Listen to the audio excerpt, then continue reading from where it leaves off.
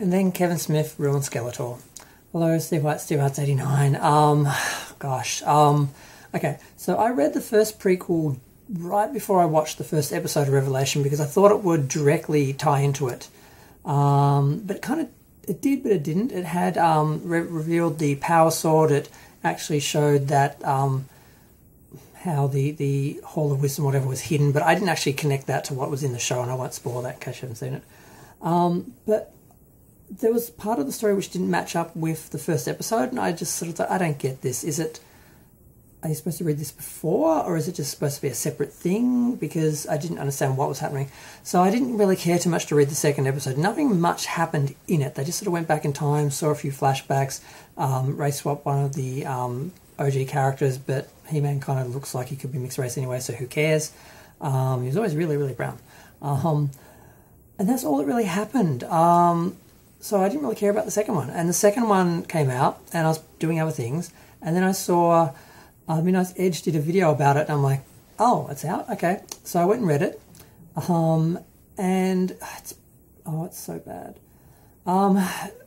It seems it's either really bad or really pointless, because it starts off with Skeletor was reading, basically Evelyn was helping him read the mind of the Orlac because he wanted to get secrets from it, because apparently it knows more about Grayskull and everything else than He-Man or anyone.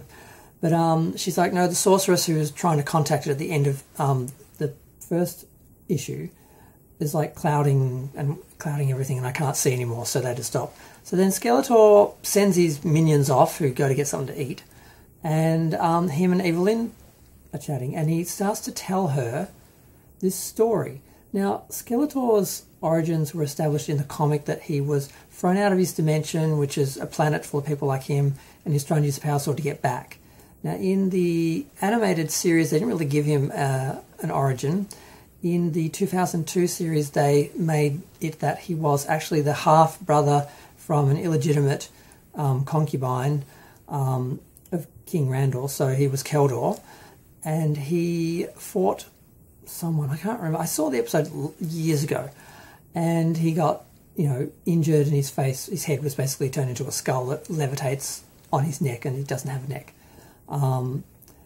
And that he was from a race of people that were subservient. They were basically used as guards or whatever, and his mum was one of them. So it did establish that there was a world of Skeletor people, but they weren't skull people. They were like just blue people. So they sort of expanded on his origin, but didn't contradict anything directly, because yes, he did want to go back to that dimension. He did come from that dimension. There was a world of people, but they weren't all Skeletors. They were like regular blue people, and he was like this freak kept alive by magic that had been almost destroyed, but disfigured. So that's fine. But then along comes Kevin Smith, and he has Skeletor tell this bizarre story where he was on this planet, and what was the name of his planet? I wrote it down. Where did I write it down? Damn, I can't read my own writing. This is so frustrating.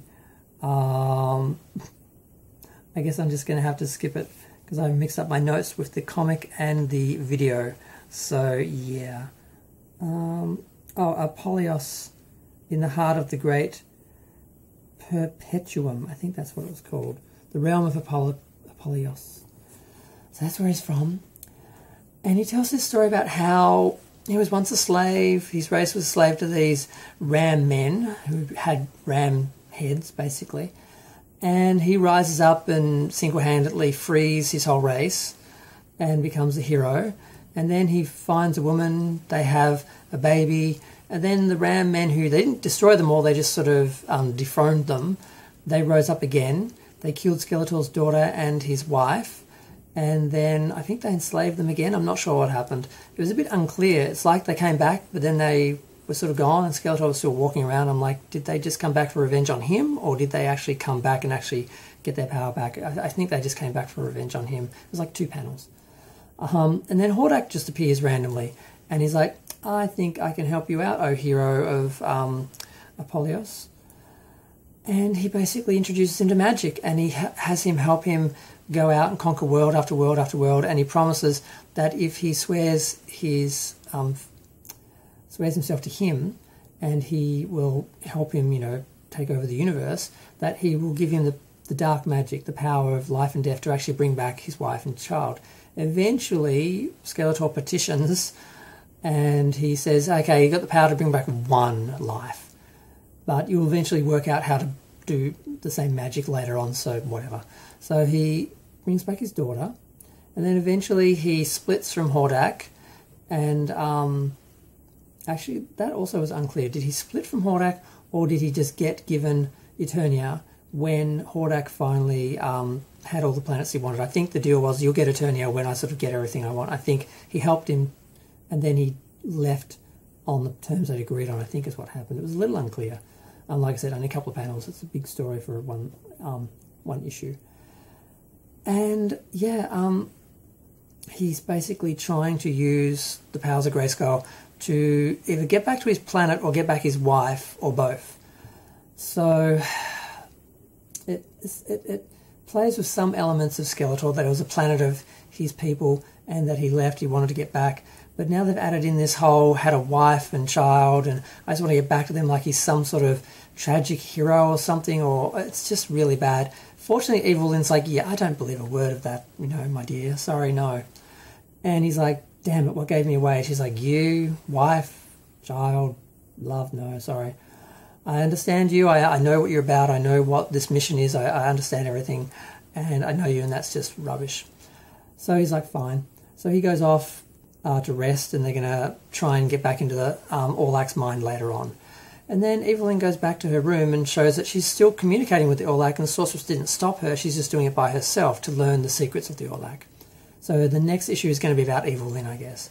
But Eva, he was just telling a big story, in which case it was just a waste of a whole issue, because nothing happens except establishing in the last panel that she's speaking to the Orlak itself. They could have done that on the last page of the first issue, had Skeletor say, damn, and then she goes off into another room and she's like, I can communicate to it myself, I don't need, that was just they could have done it in one panel of her just going and saying to the Orlak, now let's get back to finding out your secrets, like she does in that last panel of the last issue. It's a whole page, but the last panel explains what's happening.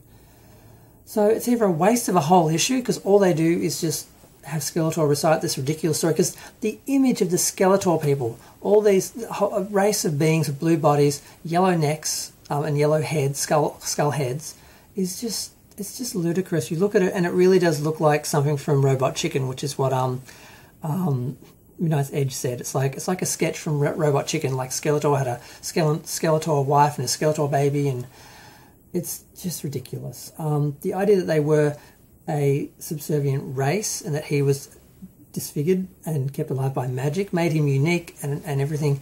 Now, assuming this is just made up and it's not real, then that's fine. It was just a stupid story told.